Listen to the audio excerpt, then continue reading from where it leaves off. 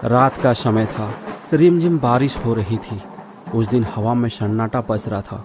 आसमान पर बादल घुमड़ रहे थे, जैसे कोई अनहोनी होने की चेतावनी दे रहे हों। मनोज, एक 28 साल का नौजवान, शहर की भागदौड़ से तंग आकर आज वापस अपने गांव की ओर लौट रहा था। गांव शाम होने के पहले ही पहुंचना था, क्योंकि गांव में बहरूपिया नराक्षस का आतंक है। लेकिन बस भी उसकी जिंदगी की तरह खटारा था, जो हर कुछ किलोमीटर पर रुक रुक कर चल रहा था। खिड़की से बाहर झांकते हुए मनोज ने देखा कि सड़क के किनारे जंगल घना होता जा रहा था। शाम होते जा रहे थे और बस अभी भी गांव से करीब 20 किलोमीटर की दूरी पर थी। क्या बदकिस्मती है, ये बस तो सुबह तक भी नहीं पहुंचेगी। मनोज 5 साल बाद अपने गांव वापस जा रहा था। वह गांव के हालिया खबर से बिल्कुल अनजान था। शाम हो गया। बस में सन्नाटा था। कुछ यात्री सो रहे थे, कुछ आपस में जान पहचान बढ़ा रहे थे। तभी बस एक झटके से रुकी। दरवाज़ा खुला और एक बूढ़ा बाबा बस पर चढ़ा। उसका चेहरा झुर्रियों से भरा था, आंखें गहरी और डरावनी थी। उसके गले में रुद्राक्ष की माला थी और हाथ में एक झोला जिसमें ढेर सारे रुद्राक्ष थे। रुद्राक्ष ले लो भक्तों, ये तुम्हारी रक्षा करेगा। अंधेरे में जो छुपा है उससे सबको बचाएगा। यात्री बाबा को अनदेखा कर रहे थे। मनोज ने भी खिड़की की ओर मुंह फेर लिया, लेकिन बाबा सीधे मनोज के पास आए और रुक गए। उनकी आंखें मनोज को घूर रही थी, जैसे उनका मन पड़ रहा हो। तुझे इसकी सबसे ज्यादा जरूरत है बेटा, ले ले, ये तेरी जान बचाएगा। मनोज ने असहज होकर बाबा की ओर देखा। बाबा एक काला रुद्राक्ष उसकी हथेली पर रख दिया। उस रुद्राक्ष में एक अजीब सी गर्मी थी, जैसे कि वो जीवित हो। मुझे नहीं चाहिए बाबा, मैं इन चीजों में विश्वास नहीं करता। विश्वास करेगा बेटा, जब वो आएगा तब विश्वास करेगा। बाबा की हंसी में कुछ ऐसा था कि मनोज का दिल धड़क उठा। उसने रुद्राक्ष को जेब में डाल लिया। बाबा बिना कुछ कहे बस से उतर गया और फिर बस चल पड़ी। रात के 10 बजे बस गांव के स्टेशन पर रुकी। स्टेशन सुनसान था। एक भी रिक्शा या टांगा नहीं था। मनोज का घर स्टेशन से अब भी 2 किलोमीटर दूर जंगल के भीतर था और उसे पैदल ही जाना था। उसने अपना बैग कंधे पर डाला और चल पड़ा। गांव की सड़क कच्ची थी और दोनों तरफ घना जंगल था। हवा में ठंडक थी, लेकिन मनोज को पसीना आ रहा था। कितना सन्नाटा है, कोई भी नहीं दिख रहा। पता नहीं, मुझे कुछ सही नहीं लग रहा। कोई बात नहीं, बस थोड़ी ही दूर और चलने के बाद मैं अपना घर पहुंच जाऊंगा। मनोज खुद से बातें कर ही रहा था कि तभी उसे लगा कि कोई उसका पीछा कर रहा है। उसने पीछे मुड़कर देखा, लेकिन वहां कोई नहीं था। सिर्फ पेड़ों की परछाई हवा में हिल रही थी। मनोज, रुक जा। मनोज रुक गया। उसका दिल जोर जोर से धड़क रहा था। उसने इधर उधर देखा, लेकिन अंधेरे में कुछ दिखाई नहीं दे रहा था। कौन है? क्या यहाँ कोई है? कोई जवाब नहीं आया, लेकिन अब हवा में एक ठंडी सी हिरन थी। मनोज ने जेब में हाथ डाला और रुद्राक्ष को छुआ। उसे फिर वही गर्मी महसूस हुई। उसने रुद्राक्ष को गले में डाल लिया और आगे बढ़ने लगा। तभी पेड़ों के बीच से काली परछाई उभरी। वो इंसानों की जैसी थी, लेकिन उसका चेहरा धुंधला था। उसकी आंखें लाल थी और वो मनोज की ओर बढ़ रही थी। रुक जा, मेरे पास आ मत। कौन हो तुम? परछाई रुकी नहीं। वो तेजी से मनोज की ओर आई, लेकिन जैसे ही वो करीब पहुंची, रुद्राक्ष में एक हल्की सी रोशनी निकली। परछाई चीखी और पीछे हट गई। उसकी चीख इतनी भयानक थी कि मनोज के रोंगटे खड़े हो गए। मनोज दौड़ने लगा। मनोज किसी तरह अपने घर पहुंचा। मनोज का घर पुराना था। लकड़ी का दरवाजा जर्जर था। उसने दरवाजा खटखटाया। पिताजी, दरवाजा खोलो, मैं मनोज हूँ, दरवाजा खोलो। अंदर से कोई जवाब नहीं आया। उसने फिर दरवाजा खटखटाया, लेकिन फिर भी सन्नाटा था। तभी अंदर से उसके पिता की डरी हुई आवाज आई। कौन है? रात को कोई नहीं आता। तू वो प्रेत तो नहीं? पिताजी, मैं आपका बेटा मनोज हूँ, दरवाजा खोलो, बाहर कुछ। लेकिन दरवाजा नहीं खुला। मनोज ने देखा कि घर की खिड़कियां भी बंद थीं और अंदर से कोई रोशनी नहीं आ रही थी। तभी उसे फिर वही फुसफुसाहट सुनाई दी। मनोज, तू मेरा है, आजा, मेरे साथ आ। मनोज ने पीछे मुड़ कर देखा। वो परछाई वही थी, लेकिन अब और भी डरावनी हो गई। उसका चेहरा अब साफ दिख रहा था, सड़ा हुआ, आंखें खाली और मुंह से काला धुआं निकल रहा था। मनोज की सांसें अटक गई। उसने रुद्राक्ष को कसकर पकड़ा और जोर से चिल्लाया, तू मुझे छू नहीं सकता, ये रुद्राक्ष तुझे भस्म कर देगा। प्रेत की आवाज, उसकी हंसी जंगल में गूंज उठी। रुद्राक्ष कब तक उसके भरोसे बचता रहेगा? वो सिर्फ तुझे थोड़ा और जिंदा रखेगा। मनोज का शरीर कांप रहा था। उसने फिर से दरवाजा पीटा। पिताजी, क्या आप सुन रहे हैं? कोई तो दरवाजा खोलो, मैं मर जाऊंगा। अंदर से पिताजी की रोने की आवाज आई। मनोज, तू जिंदा है, लेकिन वो प्रेत तेरा रूप लेकर आता है। हमें कैसे यकीन करे? मनोज की हिम्मत जवाब दे रही थी। उसने सोचा कि अगर वो बाहर रहा तो वो परछाई उसे मार डालेगी, लेकिन घर वाले उसे प्रेत समझकर दरवाज़ा नहीं खोल रहे थे। तभी उसे एक पुरानी बात याद आई। गांव में एक बूढ़ी दादी ने बताया था कि गांव के पास एक पुराना मंदिर है जहां एक शिवलिंग है। वहां कोई भी प्रेत नहीं जाता। मुझे उस मंदिर तक पहुंचना होगा, शायद वहां मैं सुबह तक बच जाऊं। मनोज ने हिम्मत जुटाई और दौड़ना शुरू किया। परछाई उसके पीछा करने लगी। जंगल के रास्ते में पेड़ों की शाखाएं उसके चेहरे को नोच रही थी। मनोज अब भी जिंदा है क्योंकि रुद्राक्ष उसके पास है। हवा में चीखें गूंज रही थी, जैसे सारा जंगल उस प्रेत का साथ दे रहा हो। मनोज की सांस फूल रही थी, मानो कोई उसे पीछे से खींच रहा हो। लेकिन मनोज रुका नहीं। मंदिर कुछ ही दूरी पर था, लेकिन तभी और एक बड़ी घटना मनोज के साथ घटता है। तेज हवा का झोंका आया और मनोज के गले से रुद्राक्ष छिटक कर कहीं दूर गिर गया। हे ईश्वर, मेरी मदद कर, मुझे इन प्रेतों से रक्षा कर। मनोज ने भगवान का नाम लिया और वहीं गिर पड़ा। कुछ दिन मौसम भी आंख मिचौली कर रही थी। थमी हुई बारिश फिर से शुरू हो गई।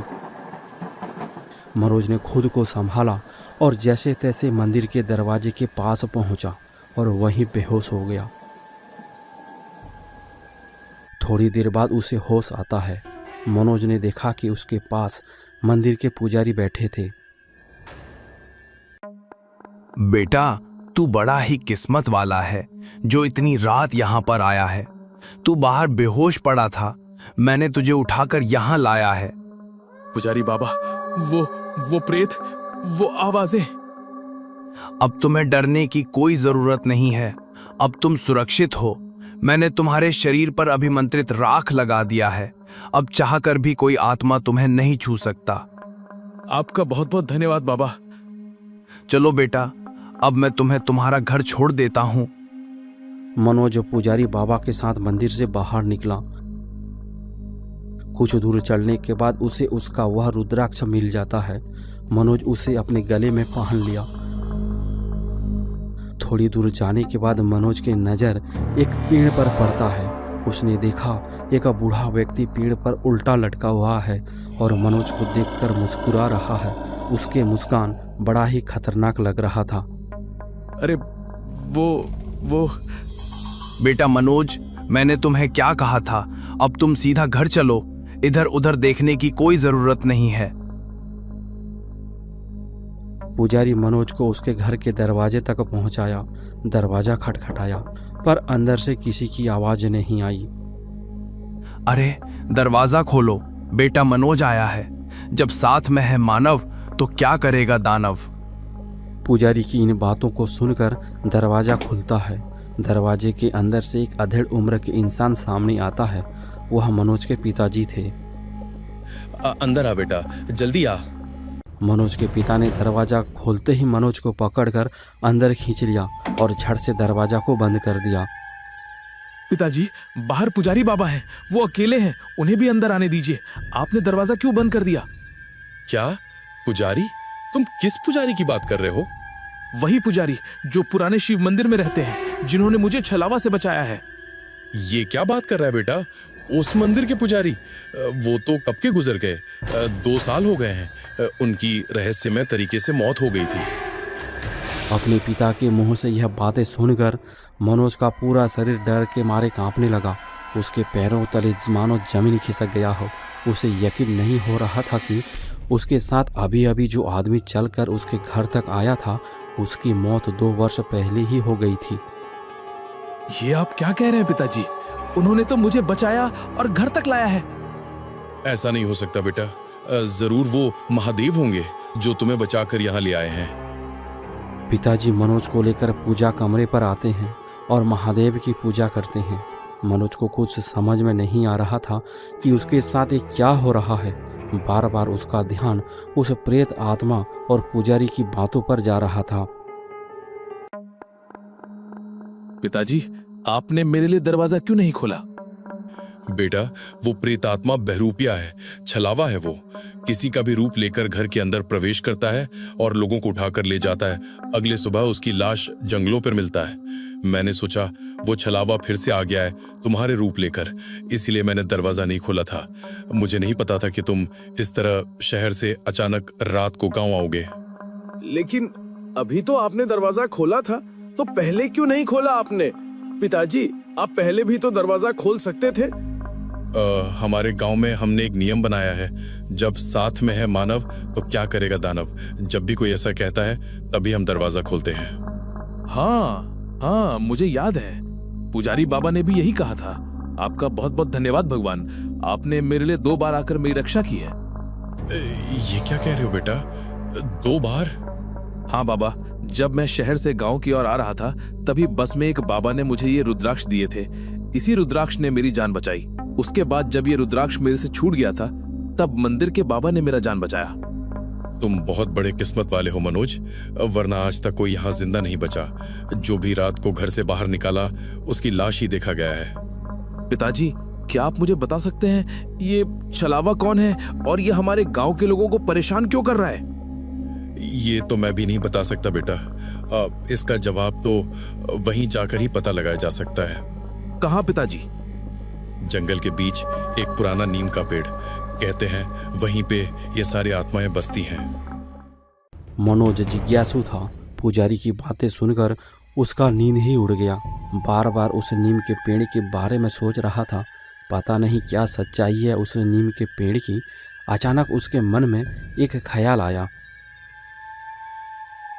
अचानक मेरा गांव का आना, बस में उस बाबा का मिलना, मंदिर में पुजारी का दिखना, ये एक महज इत्तेफाक नहीं हो सकता। जरूर इसके पीछे कोई उद्देश्य हो सकता है। शायद मैं उन भटकती आत्माओं की मुक्ति दिला सकता हूँ और इस गांव की रक्षा कर सकता हूँ। मनोज बिस्तर से उठ जाता है। हाथ में एक पुरानी लालटेन लेकर मनोज जंगल की ओर चला जाता है। घने जंगलों के बीच मनोज अकेले ही चला जा रहा था कि तभी दूर रास्ते के बीचों बीच उसे कुछ दिखाई देता है। शायद कोई बूढ़ा व्यक्ति जिसके सिर पर कुछ काले कपड़े ढके हुए थे। जैसे जैसे मनोज उसके पास जा रहा था, उसके रोंगटे खड़े होते जा रहे थे। कुछ दूर जाने के बाद वह साया गायब हो जाता है और फिर अचानक मनोज के सामने आकर खड़ा हो जाता है। कौन हो तुम? रास्ता क्यों रोक रखा है? क्या तुम्हें अपनी जान की कोई परवाह नहीं है? 2 बार बच गए, अब नहीं बचोगे। काल तुम्हारा इंतजार कर रहा है। जब संग में हो महाकाल तो क्या करेगा काल। जय महाकाल। मनोज ने महाकाल का नाम लेकर डंडे को जोर से जमीन पर पटक दिया। तभी उस साया के सिर से कपड़े हट गए। मनोज ने देखा सामने कोई और नहीं, मंदिर का पुजारी था। वही पुजारी जो कुछ समय पहले उसने मनोज की जान बचाई थी। लेकिन अब उस पुजारी का चेहरा बिल्कुल अलग था। उसका आंखें सफेद हो गया था, होठों से खून निकल रहे थे। पुजारी बाबा, आप? मनोज, तू जहां जा रहा है, क्या तुझे लगता है कि तुम उनका मुकाबला कर सकते हो? बाबा, इस गांव को छोड़कर जब मैं शहर गया था तब तो ऐसा कुछ भी नहीं था, पर अब ये सब कैसे और क्यों हो रहा है? क्या आप मुझे अतीत के बारे में कुछ बता सकते हैं? बदला, ये बदला ले रहा है मनोज। गांव वाले से बदला ले रहा है। आज से करीब 5 वर्ष पहले की बात है, जब तुम इस गांव को छोड़कर शहर चले गए थे। इस गांव के जमींदार नाम था कालिया। क्रूर, लालची और दुष्ट था। उसने गांव के कई लोगों की जमीनें हड़प ली थीं, लेकिन उसकी सबसे बड़ी गलती थी मंदिर की जमीन पर नजर डालना। कालिया ने उस जमीन को हड़पने के लिए मंदिर तोड़ने की कोशिश की। उसने मंदिर के पुजारी यानी मुझको भी मार डाला। तभी गांव वाले ने मिलकर उस जमींदार को मार डाला। तब से उसका आत्मा बहरूपिया बनकर, छलावा बनकर इस गांव के लोगों से बदला ले रहा है। बाबा, इस गांव के लोगों को उस आत्मा से कैसे बचा सकते हैं? जमींदार के आत्मा को मुक्ति देकर। वो कैसे होगा बाबा? कालिया की आत्मा को शांति नहीं मिली है। उसे रोकने का सिर्फ एक तरीका है। क्या तरीका बाबा जी? मनोज, तुम्हें उसकी हड्डियां ढूंढनी होंगी। वो हड्डियां कहाँ मिलेगी? वो तो मुझे भी नहीं पता, उसे तुम्हें ही ढूंढना होगा। याद आया, सूखी नीम के पेड़। जरूर वहीं आसपास में जमींदार को मारकर फेंक दिए होंगे। मुझे उन हड्डियों को ढूंढकर मुक्ति देना होगा। कुछ आत्माएं मरने के बाद भी जिंदा रहती है। वो ये नहीं चाहती कि कोई उनके पास आए, लेकिन आज की रात मनोज ने वह गलती कर दी जिसकी कोई सजा नहीं, सिर्फ मौत है।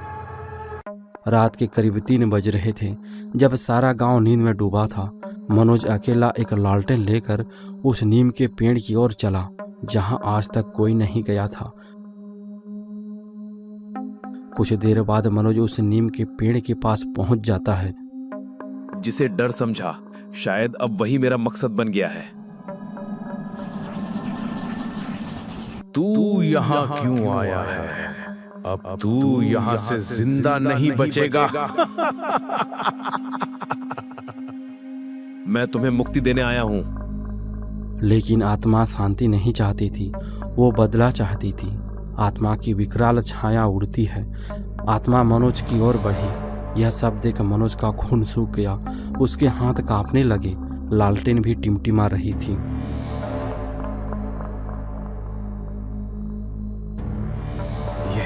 ये माला, ये मुझे जला रही है। इस माला को फेंक दे। आत्मा गुस्सा होकर जोर से चिल्लाने लगती है।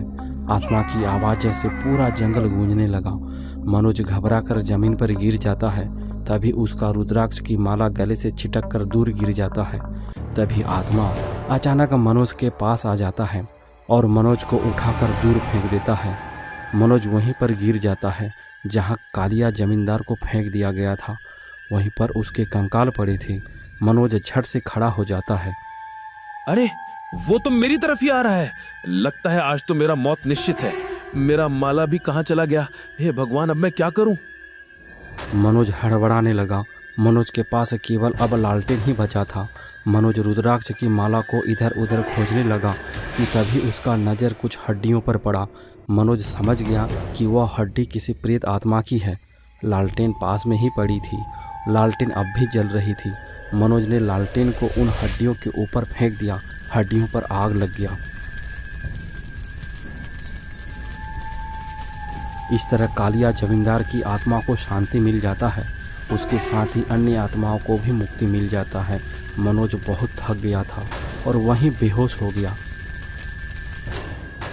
वहीं दूसरी ओर मनोज के पिता को पता चला कि मनोज घर पर नहीं है। सुबह होते ही उसने गांव वालों को लेकर जंगल की ओर निकल पड़ा। गांव वाले मनोज को खोजते खोजते उस नीम के पेड़ के पास पहुंच जाते हैं। उन्होंने देखा कि मनोज बेहोश पड़ा हुआ है। गांव वाले ने मनोज को जगाया। अरे बेटा मनोज, तू यहाँ क्यों आया था? मैंने तो तुझे मना किया था ना। पिताजी, देखो, मुझे कुछ नहीं हुआ, बल्कि आज के बाद कोई छलावा गांव में नहीं आएगा और किसी की जान नहीं जाएगी। क्या ये सच है? क्या तुम सच बोल रहे हो बेटा? तभी पीछे जंगल की ओर से एक आवाज आता है। पेड़ के पीछे पुजारी बाबा की आत्मा खड़ा है। हाँ मनोज ने वो करके दिखाया जो आज से पहले किसी ने नहीं किया। मनोज ने जमींदार की आत्मा को मुक्ति कर दिया है। अब तुम सब लोग आराम से गांव में रह सकते हो। इतना कहकर बाबा की आत्मा विलीन हो जाता है। गांव वाले मनोज को धन्यवाद देते हैं। अब यह गांव भूतिया गांव नहीं रहा। गांव में पहले की तरह अब खुशहाली आ गई। सब लोग मिलजुल कर साथ में रहने लगे और सब अपने अपने काम में व्यस्त हो गए। तो दोस्तों, कैसे लगा हमारा आज का यह वीडियो कमेंट बॉक्स पर ज़रूर से बताइएगा। साथ ही अगर आपके पास भी ऐसा कोई स्टोरी या कहानी है तो आप हमें अपने कहानी ईमेल कर सकते हैं। और साथ ही अगर आप चाहते हैं कि अगली वीडियो पर आपका नाम भी आए तो अपना नाम भी नीचे कमेंट बॉक्स पर बता सकते हैं। चैनल को सब्सक्राइब कर दीजिए, वीडियो को लाइक कर दीजिए। ऐसे ही हॉरर स्टोरी लगातार आप लोगों तक आगे भी पहुंचता रहेगा।